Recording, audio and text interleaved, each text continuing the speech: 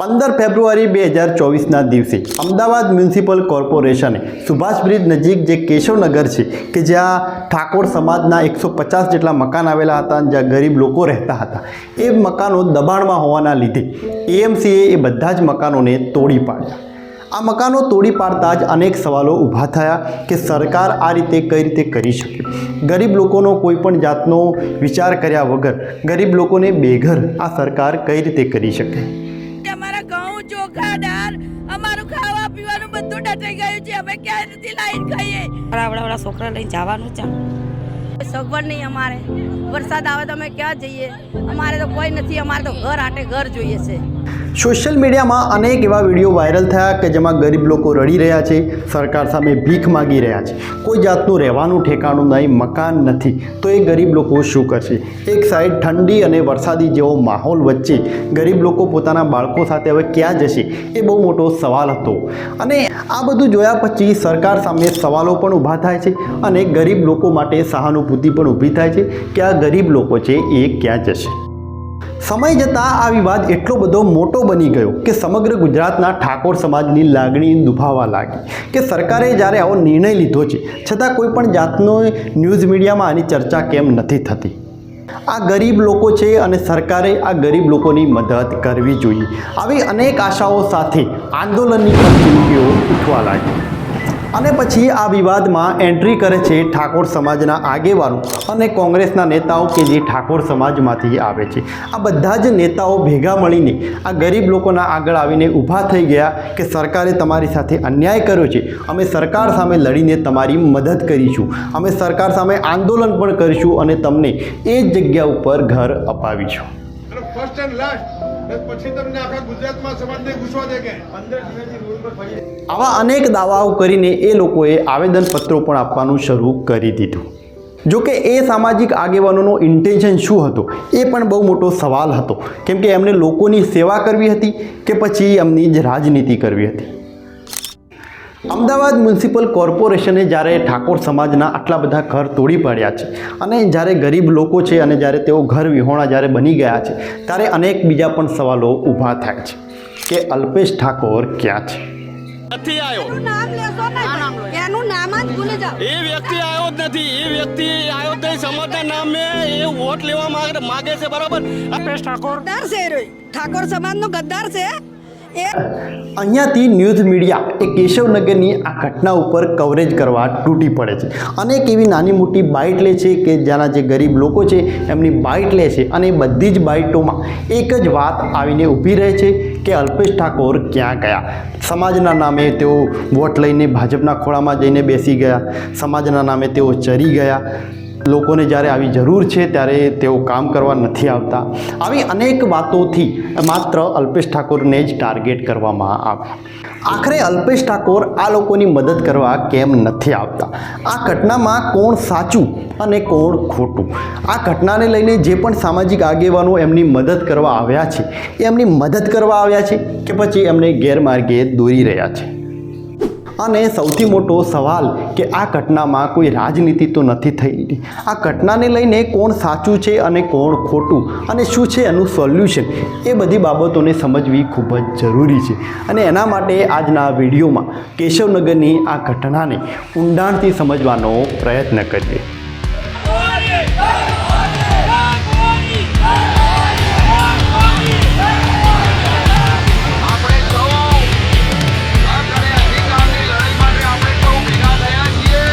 સામાજિક મંડળો છે, એ સામાજિક મંડળોને બધાએ ભેગા થઈને ઠાકોર મહાપંચાયતના નામે કોઈ આંદોલન, કોઈ દેખાવો કરવાથી બચારાઓનો મકાન નથી મળવાના। 10 દિવસ પછી ચૂંટણી જાહેર થઈ જશે, કોઈ સાંભળશે નહીં અને એ બધા વતી જે ડાઉન પેમેન્ટ ભરવાનું હોય પહેલો હપ્તો એ 10 લાખ રૂપિયા હું પરમ દિવસે આપી દેવાનો છું।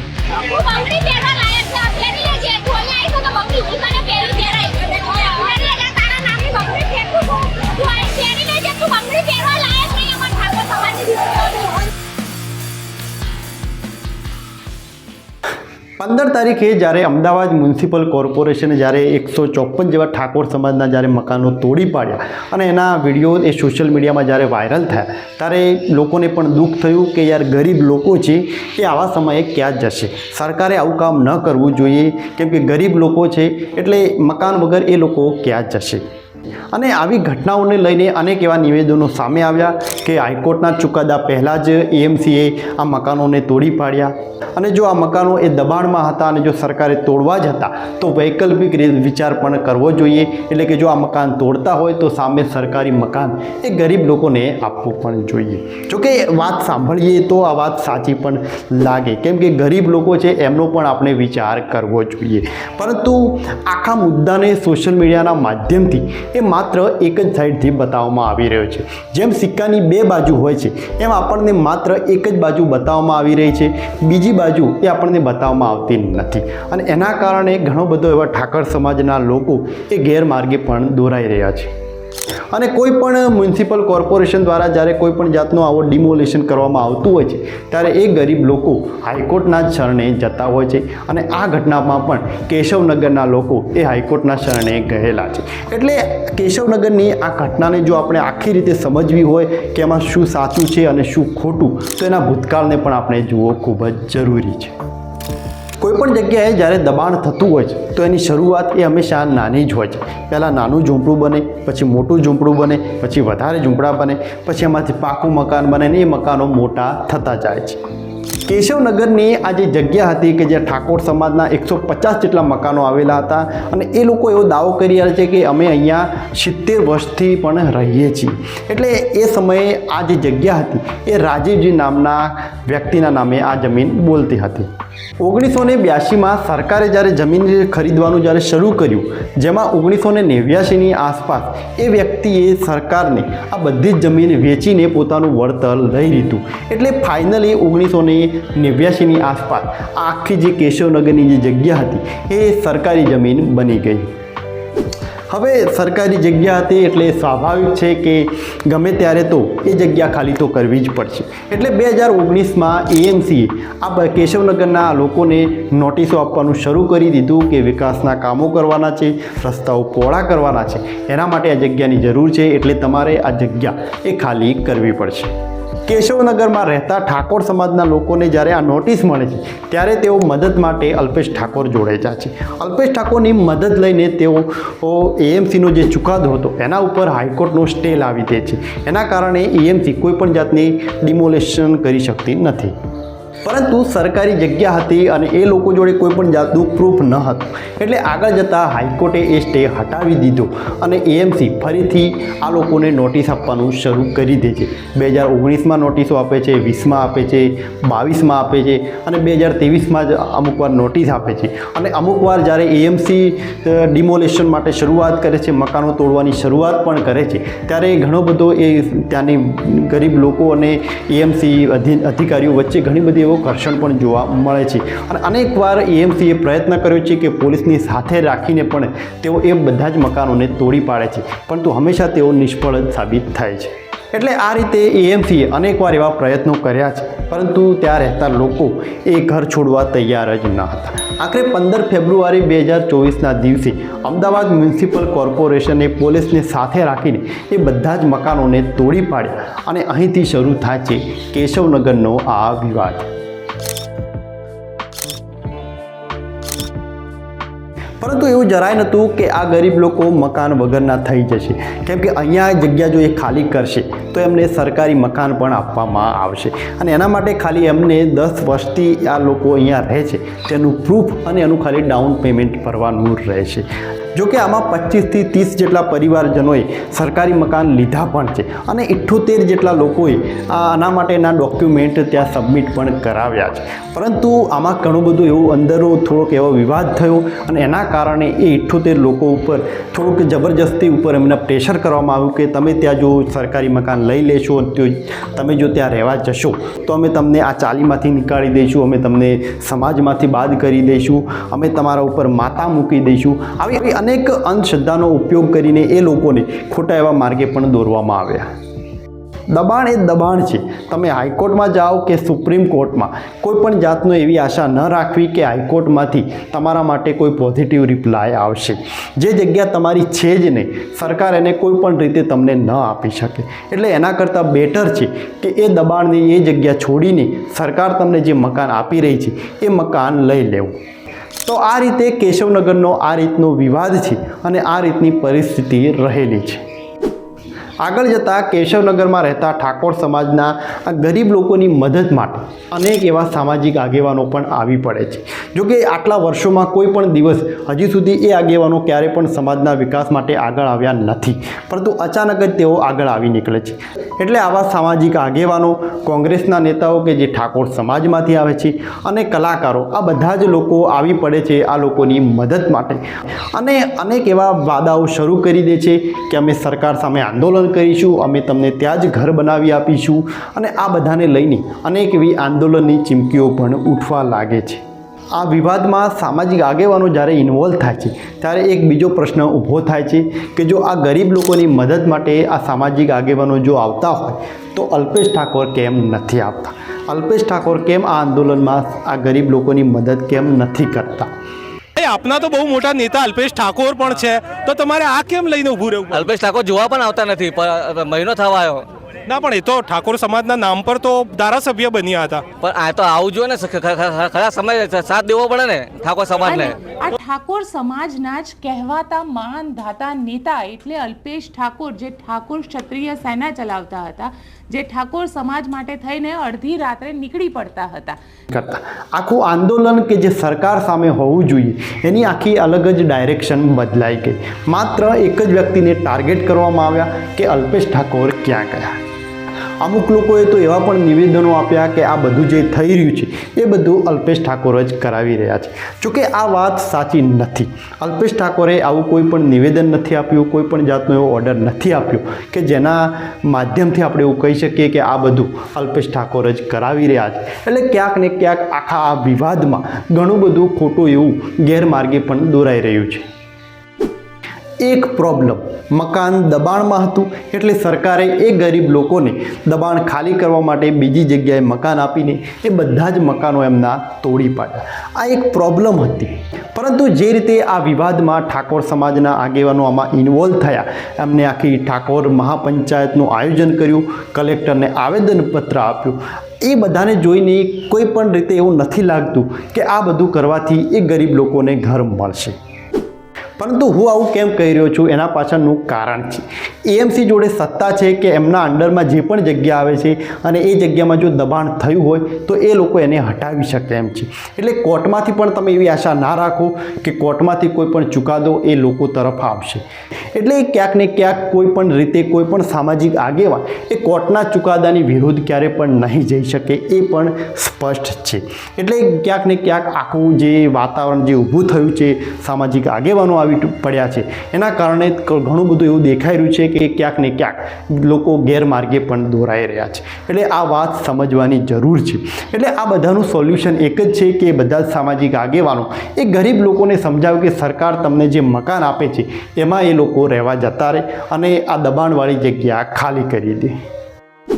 એક સવાલ અહીંયા એ પણ ઊભો થાય છે કે જો એ ગરીબ લોકો એ સરકારી મકાન જો સ્વીકારી લેશે તો એનું ડાઉન પેમેન્ટ પેટે જે પૈસા ભરવાના થાય છે એ પૈસા કોણ ભરશે? એનું પણ સોલ્યુશન છે અલ્પેશ ઠાકોર. અલ્પેશ ઠાકોરે જાહેરમાં નિવેદન આપ્યું છે કે કેશવનગરની ઘટનાને લઈને જે પણ ગરીબ પરિવારજનો જે બેઘર થયા છે એને જો સરકારી મકાન જો સ્વીકાર હોય તો એનો ડાઉન પેમેન્ટ પેટે એમનો 1 વર્ષના ધારાસભ્ય પદેનો 1 વર્ષનો જે પગાર છે 10 લાખ રૂપિયા એ આપવા તેઓ તૈયાર છે. એટલે તમારે વિચારવાનું છે કે તમારે કોની વાત સાંભળવાની જરૂર છે, 4-5 સામાજિક આગેવાનોની કે પછી અલ્પેશ ઠાકોરની? કેમ કે અલ્પેશ ઠાકોર તમને આર્થિક મદદ માટે પણ તૈયાર છે, જ્યારે એ સામાજિક આગેવાનો હજી સુધી કોઈ પણ જાતનું એવું જાહેર નથી કર્યું કે તેઓ આર્થિક રીતે મદદ કરશે, મકાન બાંધવા પણ તેઓ મદદ કરશે. એમને માત્ર આંદોલન કરીને મીડિયામાં હેડલાઇન મેળવવી હોય એ રીતે દેખાઈ રહ્યું છે. એટલે ક્યાંક ને ક્યાંક આખો ઠાકોર સમાજ પણ ગેરમાર્ગે દોરાઈ રહ્યો છે. એટલે તમારે વિચાર કરવાની જરૂર છે કે તમારી મદદ કોણ કરી શકે એમ છે. કે કેટલાક લોકો ત્યાં જઈને એવી વાત કરે છે કે આ મકાન અહીંયા જ બની આપશું, અમે જેસીબી ને આગળ ઊંઘી જઈશું, મુંડન કરાવી દઈશું, આ કરીશું, તે કરીશું. પણ મને એ કહો, સરકારી જગ્યાનું દબાણ કોઈ રોકાઈ શકીએ ખરા? આપણે વ્યવસ્થા એ થાય કે આને મકાન મળે. મુદ્દો એ છે મારો કે અમને મકાન અપાવવા છે અને મકાન માટે ગરીબ લોકો છે, જરૂરિયાતવાળા લોકો છે. હું આજે પહેલી વાર કહેવા આવ્યો છું, તમને કહેતો જઉં છું કે તમારે કોઈ કોન્ટેક્ટ હોય તો એ લોકોને સમજાવજો. 78 લોકો માટે પૈસા ભરવાના થાય તો 10 લાખ રૂપિયા મારો ધારાસભ્ય તરીકેનો 1 વર્ષનો પગાર એ લોકો માટે આપી દેવા તૈયાર છું. અને પરમ દિવસે મારો ચેક પણ આપી દેવાનો છું. ખોટા સ્ટન્ટ કરી અને બચારા ઘર વગરના થઈ જાય એના કરતા હું આજે કહું છું, અને દોસ્તો કે 10 લાખ નાની રકમ નથી. બીજા લોકોએ આરોપ લગાવ્યો હતો કે સરકારી મકાન જે પણ મળી રહ્યું છે એ વધારે કંઈ સારા નથી, જર્જરિત હાલતમાં જોવા મળી રહ્યા છે. એટલે જો આ પ્રોબ્લેમ હોય તો આમાં ચોક્કસપણે તમે સરકાર સામે સવાલ ઊભા કરી શકો છો.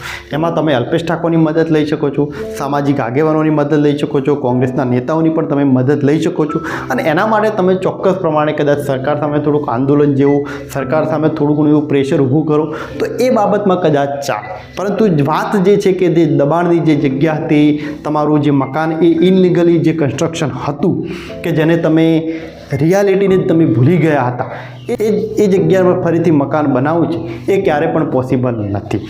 એટલે આ વાસ્તવિકતાને પણ સ્વીકારવાની જરૂર છે કે આપણું મકાન એ ઇનલીગલી કન્સ્ટ્રક્શન હતું, લીગલી કન્સ્ટ્રક્શન નહોતું. જોકે આ વાતને અમુક લોકો ખોટી રીતે રિપ્રેઝન્ટ પણ કરી રહ્યા છે. અમુક લોકો એવું કહી રહ્યા છે કે ભાજપમાં અમુક ઘણું બધું એવું ઇનલીગલી કન્સ્ટ્રક્શન રહેલું છે, છતાં ભાજપ ત્યાં નથી તોડતી અને ગરીબોનું મકાન તોડી દે છે. જોકે આ વાતમાં કોઈ સેન્સ રહેલું નથી, કેમ કે આમાં તર્ક કરવા પણ જેવું કંઈ નથી. કેમ કે જો દબાણની જગ્યા એ દબાણની જગ્યા છે, એ આજ નહીં તો કાલે આ સરકાર નહીં તો કોઈ બીજી સરકાર ગમે ત્યારે તો એ દબાણ હટવાનું જ છે. એ વાત સત્ય જ રહેલી છે. એટલે આ વાત સ્વીકારવાની જરૂર છે કે ઇનલીગલી કન્સ્ટ્રક્શન એ ઇનલીગલી જ કહેવાય. આ વિડીયો જોયા પછી તમને કદાચ એવું થતું હશે કે યાર સપોર્ટ કરવાની જગ્યાએ તમે તો વિરોધ કરી રહ્યા છો. વિરોધ કેમ કરી રહ્યા છો? પરંતુ આ બધામાં વાત એકદમ સ્પષ્ટ રીતે છે. આ બધામાં ઘણું બધું એવું સચ હતું કે જેને હંમેશા માટે દબાવવામાં આવી રહ્યું છે, અને ઘણું બધું એવું સચ છે કે જેને લોકો સ્વીકારવા પણ તૈયાર નથી. કેમ કે આ બધામાં કેશવનગરની આ જે પણ ઘટના બની અને સામાજિક આગેવાનો એ ગરીબ લોકોની મદદ માટે આવી નીકળ્યા, એમના ઉપર વિશ્વાસ તમે કઈ રીતે કરી રહ્યા છો કે એ લોકો તમને ઘર અપાવરાવશે? એ લોકો વાત કરી રહ્યા છે કે આંદોલન કરીને કઈ રીતે ઘર અપાવરાવશે? કોઈ પણ એવું જાતનું એવું નથી દેખાતું કે જેના પર આપણે વિશ્વાસ મૂકી શકીએ કે એ સામાજિક આગેવાનો આ ગરીબ લોકોને ઘર અપાવરાવશે. કેમ કે આખી વાત જે છે એ એકદમ સ્પષ્ટ છે. કેમ કે થોડાક જ દિવસોમાં લોકસભાની જાહેરાત થશે અને થોડાક દિવસોમાં આચારસંહિતા પણ લાગુ થશે. અને તમને તો ખબર જ છે કે આખા ગુજરાતમાં જ્યારે આચારસંહિતા લાગુ થશે એના પછી કોઈ પણ નેતા આંદોલન નહીં કરી શકે, કોઈ પણ જાતની મિટિંગ નહીં થઈ શકે, કોઈ પણ જાતની સરકારી એવી પ્રક્રિયા નહીં થાય કે જેથી આ ગરીબ લોકોને મોટો ફાયદો થઈ શકે. અને તમને શું લાગે કે લોકસભાની ચૂંટણી પત્યા પછી આ સામાજિક આગેવાનો અહીંયા આવશે? એ વાત એક તદ્દન ખોટી છે. ક્યારે પણ એ સામાજિક આગેવાનો તમારા એ ગરીબ લોકોની મદદ માટે નહીં આવે કે જ્યારે લોકસભાની ચૂંટણી પતી જશે. એટલે આ એક પ્રકારે કદાચ પોલિટિકલ સ્ટન્ટ પણ હોઈ શકે. અને એક સામાજિક આગેવાનો ઉપર આપણે ભરોસો પણ કરી શકીએ જો કોઈ એવું સ્ટ્રોંગ કારણ આપતા હોય કે આ કારણોસર અમે તમને આ રીતે મદદ કરી શકીશું. કેમ કે એએમસી છે, દબાણની જગ્યા છે, તો એમાં કોઈ પણ જાતનો ફેરફાર થઈ શકે એવી સંભાવના દેખાતી નથી. એટલે આ બધાને લઈને બેટર ઓપ્શન એક જ છે કે તમે અલ્પેશ ઠાકોરની વાત માનીને, અલ્પેશ ઠાકોર ડાઉન પેમેન્ટ પણ પૈસા ભરવા તૈયાર છે, તો એ પૈસા ભરીને તમે સરકારી મકાનમાં શિફ્ટ થઈ શકો એમ છો. એટલે આ જ એ સૌથી મોટો બેસ્ટ ઓપ્શન રહેલો છે. જ્યારે સામાજિક આગેવાનોની જો વાત તમે માનશો તો કદાચ એનો ભોગ એ ગરીબ લોકો બની જશે. અને બધા જ આગેવાનો કે જે ઠાકોર સમાજના લોકોની મદદ માટે જે આવ્યા છે એ બધા આગેવાનો ઉપર જો તમે નજર કરશો તો એમાંથી મોટા ભાગના બધા જ આગેવાનો એ અલ્પેશ ઠાકોરે ઠાકોર સેનામાંથી કાઢી મૂકેલા છે. એના પાછળના પણ અનેક કારણો હતા અને એના કારણે ક્યાંક ને ક્યાંક એ બધા જ આગેવાનો અલ્પેશ ઠાકોરના વિરોધીઓ છે. એટલે એના કારણે અલ્પેશ ઠાકોરની જે વાત છે અને અલ્પેશ ઠાકોરે જો જાહેરમાં કીધું છે કે હું પૈસા આપવા તૈયાર છું, તમે સરકારી મકાન સ્વીકારી લો. અને અલ્પેશ ઠાકોરે તો વિનંતી પણ કરી છે કે જો ગરીબ લોકો જો તમારું કોઈ માનતા હોય તો તમે અમને સમજાવજો. જો આ વાત જો સ્પષ્ટ હોય, અલ્પેશ ઠાકોરે જો જાહેરમાં આવું કહી દીધું હોય તો અલ્પેશ ઠાકોરની વાત ગરીબ લોકો સ્વીકારવા જો તૈયાર પણ હશે, છતાં પણ એ વિરોધીઓ એ લોકોને ક્યારે પણ એ વાત સ્વીકારવા નહીં હતી. અને આ જ કારણ છે કે એ ગરીબ લોકોને મોટી તકલીફ પણ થશે. કેમ કે આજના સમયે સોશિયલ મીડિયામાં પણ અલ્પેશ ઠાકોરનો વિરોધ જ થઈ રહ્યો છે અને એના કારણે જો લોકોને એ વાત સ્વીકારવી પણ હશે કે અલ્પેશ ઠાકોરની મદદ લઈએ, છતાં પણ એ ગરીબ લોકો અલ્પેશ ઠાકોરની મદદ નહીં લઈ શકે. એટલે તમે જ વિચાર કરો કે આવી ગંદી રાજનીતિના ચક્કરમાં એ લોકોની શું હાલત થશે પાછળ જતાં, એનો પણ વિચાર જરૂર કરજો. કેમ કે આજે નહીં તો કાલે આચારસંહિતા લાગુ થશે અને એ જે સામાજિક આગેવાનો આજે આંદોલન વાત કરવાની જે વાત કરી રહ્યા છે એ પછી ક્યારે પણ આગળ નહીં આવે અને એનો ભોગ બનવાના છે આ ગરીબ પરિવારો. આ બધી વાતોમાં જો તમે સચેત બનીને સમજવાનો જો પ્રયત્ન કરો તો એક સાઈડ અલ્પેશ ઠાકોરની વાત અને બીજી સાઈડ 4-5 જે સામાજિક આગેવાનો છે એમની વાત, તો આ બંને વાતોમાં તમને અલ્પેશ ઠાકોરની જ વાત સાચી લાગશે. પરંતુ અલ્પેશ ઠાકોરની વાત એ ગરીબ લોકો સ્વીકારવા તૈયાર નથી. કેમ કે દરેક જગ્યાએ અલ્પેશ ઠાકોરના વિરોધની વાત છે. દરેક ન્યૂઝ મીડિયામાં પણ એક જ વાત છે કે કઈ રીતે અલ્પેશ ઠાકોરનો વિરોધ કરવો. નિર્ભય ન્યૂઝના એન્કર ગોપી ઘાંઘાર જેવા લોકો કે જે આ વિવાદને માત્ર એક જ સાઈડથી જોઈ રહ્યા છે અને માત્ર અલ્પેશ ઠાકોરનો વિરોધ જ કહી રહ્યા છે કે અલ્પેશ ઠાકોર ત્યાં કેમ નથી આવતા. પરંતુ તમે જ વિચાર કરો કે અલ્પેશ ઠાકોર ત્યાં આવીને પણ શું કરશે. કેમ કે જે ઇનલીગલી છે તે ક્યારે પણ લીગલી રીતે કોઈ પણ જાતની મદદ ન થઈ શકે. પછી ભલે ને તમે સત્તાધારી પક્ષમાં જ બેઠા હોય. આ વિડીયોમાં મેં જે વાત કરી છે, જો એ વાત તમને જો સાચી લાગી હોય, મારી આ વાત જો તમને પસંદ આવી હોય તો આ વિડીયોને શેર જરૂર કરજો. શેર કરવાનું એટલા માટે કહું છું કેમ કે જે રીતે આખો એક વિરોધનો માહોલ બનાવી દેવામાં આવ્યો છે અને એના કારણે ઠાકોર સમાજના ગરીબ લોકો એને થોડોક ગેરમાર્ગે દોરવાનો પ્રયત્ન થઈ રહ્યો છે. એવામાં એ લોકોને સમજવાની ખૂબ જ જરૂર છે કે આમાં સાચું શું રહેલું છે. એટલે આ વિડીયો એ લોકો સુધી પહોંચાડો, એમને આ વિડીયોને શેર કરો જેથી એ લોકો આ વિડીયો જોવે, થોડાક સચેત બને અને એ અલ્પેશ ઠાકોરની વાત માનીને સરકારી ઘર લેવા તૈયાર થઈ જાય.